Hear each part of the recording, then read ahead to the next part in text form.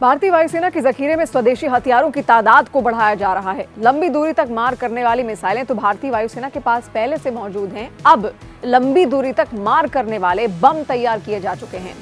एक बार एयरक्राफ्ट से लॉन्च किए गए तो कई मीलों दूर तक मार करने की क्षमता रखते हैं। इस बम का नाम है गौरव। ये ग्लाइड करने वाला 1000 किलो का बम है। डीआरडीओ ने 8 अप्रैल को चांदीपुर के इंटीग्रेटेड टेस्ट रेंज से इसका सफल रिलीज ट्रायल पूरा किया। इस ट्रायल में भारतीय वायुसेना के फ्रंटलाइन फाइटर एयरक्राफ्ट सुखोई 30 से इसका किया गया और लॉन्ग रेंज ग्लाइड बम के ट्रायल के दौरान इसे अलग अलग वॉरहेड कॉन्फ़िगरेशन के साथ एक द्वीप पर बने टारगेट पर दागा गया।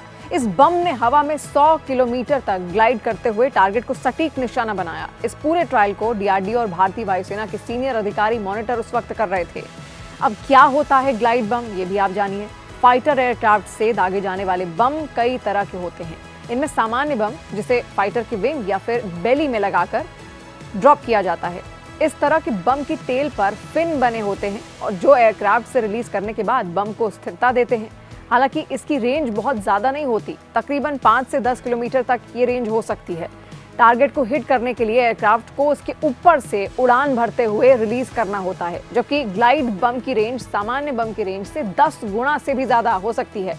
जितनी ऊंचाई से इसे रिलीज किया जाएगा उतनी दूर तक ये विनाश कर सकता है, इतनी दूर तक ये निशाना साध सकता है। इस तरह के ग्लाइड बम में 2 विंग लगे होते हैं। एयरक्राफ्ट से छोड़े जाने के बाद इसके विंग खुल जाते हैं और ये हवा में ग्लाइड की तरह उड़ते हुए अपने टारगेट को निशाना बनाते हैं। इस तरह से समझने की कोशिश करें कि एयरक्राफ्ट से छोटा एयरक्राफ्ट लॉन्च किया जाता है। ये ग्लाइड बम भी 2 तरह के होते हैं।